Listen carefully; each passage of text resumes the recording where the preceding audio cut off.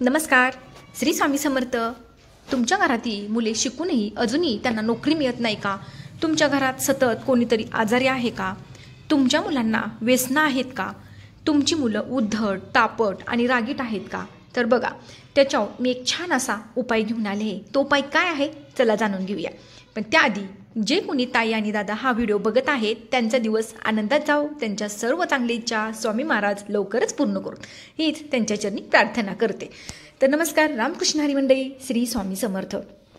आता बघा, पवित्र श्रावण मास महिना हा सुरू झाला आहे. तर भगवान शिवांचा रुद्राभिषेक सेवा आपण आपल्या घरात का करावी हे मी तुम्हाला आजच्या व्हिडिओमध्ये थोडक्यात सांगत आहे. बघा, तुमच्या घरातील मुलं जर तुमचं काही ऐकत नसतील, तुमच्या घरात सतत कोणी नाही कोणीतरी आजारी असेल, तर आपण ही सेवा नक्कीच करावी. भगवान शंकर हे कुबेरांचे स्वामी तथा मालक असून ज्या घरात नित्य भगवान शंकरांची सेवा होते तेथे आर्थिक धैर्य लाभते, कर्जबाजारीपणा कमी होतो. बघा, आपण जे कोणतं कष्ट करतो, दिवसभर आपण शेतात राबतो, नोकरी करतो, व्यवसाय करतो, धंदा करतो, त्यात जर आपल्याला यश आलं तर आपला आनंद गगनात मावित नाही. पण त्यात जर आपण अपयश खचून गेलो तर आपल्याला असं वाटतं आता सगळं संपले, ह्यातून आपण बाहेर पडू शकत नाही. मग माणूस व्यसनाधीन होतो.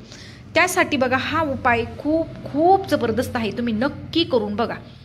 आता बघा, ही सेवा कशी करावी, रुद्राभिषेक सेवा, आपल्या नित्यसेवेच्या पुस्तकात संपूर्ण माहिती दिलेली आहे. मंत्र, स्तोत्र सगळं दिलं आहे. तुम्ही त्या पुस्तकात बघून तुम्ही पठण करू शकता. आणि हो, जर तुम्हाला हेही करता येत नसेल तर तुमच्याकडे जर एक गळती पात्र असेलच तर त्या गळती पात्रात एक तामण घ्यायचं, ते तामणात ठेवायचं, त्याच्या खाली आपल्याला पिंड ठेवायचे आहे महादेवांचे, आणि ते गळती पात्र ठेवून गळती पात्र पाणी ओतायचं आणि त्याच्यावर जो अभिषेक होतो ते अभिषेक झालेलं पाणी तीर्थ म्हणून आपल्या घरातील आजारी व्यक्तीला, जी तापट रागीट स्वभावाची मुलं आहेत त्यांना तुम्हाला द्यायचं आहे. आता बघा, जर तुम्हाला हे करायला वेळ नसेल तर तुम्हाला काय करायचं आहे, नित्यसेवेच्या पुस्तकात मंत्र पण आहे, त्या मंत्राचं तुम्ही फक्त 108 वेळा जरी दररोज पठण केलं तरीसुद्धा चालेल. खूप खूप प्रभावी सेवा आहे. तर तो मंत्र कोणता आहे बघा, ओम त्र्यंबकम यजामहे हा मंत्र आहे बघा. त्याच्यात तुम्ही तो म्हणू शकता. सुगंधित पुष्टीवर्धनम. बघा, आता तुम्हाला जसं जमेल तसं तुम्ही ही सेवा करू शकता, अगदी तुमच्या मोडक्या तोडक्या शब्दात. बरीच लोक काय करतात, हे असंच करा, ते तसंच करा, हे असंच झालं पाहिजे, ते तसंच झालं पाहिजे. तसं करू नका.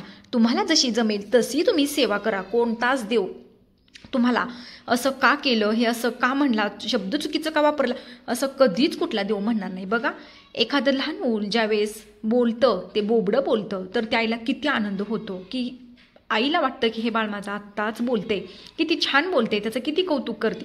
तसंच आपलं पण असतं. आपण सेवा करतोय ना, मग ठीक आहे, झालं इकडं तिकडं तरी काहीही हरकत नाही, काही घाबरण्याची गरज नाही. काही लोकांना वाटतं हे चुकीचं झालं तर देव कोपतील, हे असं होईल, ते तसं होईल. कोणताच देव कोणाचंच वाईट करत नाही. वाईट होतं ते फक्त तुमच्या कर्माने. त्यामुळे घाबरू नका. तुम्हाला जशी सेवा जमेल तशी सेवा करा. हेही तुम्हाला नाही जमलं तर तुम्हाला जो कोणता महादेवांचा मंत्र येतोय त्या मंत्राचं तुम्ही पाठ करू शकता. ओम नमः शिवाय. जे तुम्हाला योग्य वाटेल, जे तुम्हाला जमेल, जे तुम्हाला परवडेल तशा पद्धतीने तुम्ही ती सेवा करू शकता. आता बघा, रुद्र वाचन करत असताना भगवान शंकरांच्या पिंडीवर केला गेलेला अभिषेक जे तीर्थ म्हणजेच अमृत समान आहे. सर्व प्रकारच्या आधी व्याधी रोग दोष या तीर्थाने नाहीसे होतात. असाध्य आजार बरे होतात. म्हणून कुटुंबातील सगळ्यांनी हे तीर्थ अवश्य घ्यावे. ज्या कुटुंबात व्यसनाधीन व्यक्ती आहेत, मुले आहेत, तापट रागीट हट्टी चिडखोर मुले आहेत, अशा व्यक्तींना व मुलांना हे तीर्थ दररोज दिल्यास त्यांच्या स्वभावात नक्कीच बदल होतो. व्यसनाधीनता कमी होत जाते. भगवान शंकर ही या सृष्टीचे पितृदेवता असून दररोज नित्य रुद्रपठण केल्याने पितृदोषाची तीव्रता कमी होते. ज्या लोकांना पितृदोष आहे त्या लोकांनी तर आवर्जून ही सेवा करावी. आता बघा, वयात आलेली जी आपल्या घरातील मुले आहेत ती मुलेसुद्धा हट्टी तापट व्यसनाधीन झालेली असतात. ते काहीच ऐकत नाहीत. त्यांची ऐकून घेण्याची मानसिकताच नसते आणि मग त्या आई वडिलांना खूप टेन्शन येतं. त्यांच्यासाठी सुद्धा हा उपाय खूप खूप प्रभावी आहे. हा उपाय तुम्ही नक्की करून बघा. तसेच या सेवेने घरात सुख समृद्धी भरभराट निर्माण होते. बघा, ज्यांना पितृदोषाचा त्रास आहे त्या लोकांनी तरी सेवा करायची. ज्यांची मुले व्यसनाच्या आहारी गेलेली आहेत, सांगितलेलं ऐकत नाही, तापट आहेत, उद्धट आहेत, रागीट आहेत, अशा घरातील व्यक्तीने, कोणीही एका व्यक्तीने सेवा करावी आणि जे ह्याचं तीर्थ आहे, अभिषेक घातलेलं तीर्थ, ते सर्वांनी प्राशन करावं. खास करून तुमच्या मुलांना व्यसनादी नसतात, घरात मिस्टर असतील किंवा मुले असतील किंवा आजारी व्यक्ती असतील, त्यांच्यासाठी हे तुम्ही नक्की द्या. कारण बघा, हे तीर्थ घेतल्याने खूप फायदा होतो. आता बघा, या सेवा केंद्रात सुद्धा चालू झालेल्या आहेत. तुम्हाला जर जवळ केंद्र असेल तर तुम्ही केंद्रात जाऊन ह्या सार्वजनिक पद्धतीने सेवा केली तरी सुद्धा चालेल. आणि जर तुम्हाला केंद्र तुमच्या जवळ नसेल, तुम्हाला जाण्यासाठी वेळ नसेल, तर तुम्ही ही सेवा घरी केली तरी चालेल. श्रावण महिना खूप पवित्र मानला गेला आहे आणि ही संधी आपल्याला वर्षातून एकदाच मिळत असते. त्यामुळे बघा, तुमच्याकडे गळती पात्र नसेल तरी सुद्धा चालेल, तर तुम्ही छोट्याशा चमच्याने सुद्धा अभिषेक घालू शकता. प्रत्येक गोष्ट हवी पाहिजे, माझ्याकडे हे नाही, माझ्याकडे ते नाही, मग ही सेवा कशी करू, तसं काहीही नाही. शेवटी काय तर तुमच्या मनातले भाव महत्त्वाचे असतात. आपल्याकडे जे काय आहे त्यात सुद्धा आपण हे करू शकतो. प्रत्येक गोष्ट प्रत्येक वेळेला मिळलीच पाहिजे असा हट्ट कधीही करू नका. तुमच्याकडे जे आहे त्याच्यातच तुम्ही समाधानी राहा आणि तशाच पद्धतीने सेवा करा.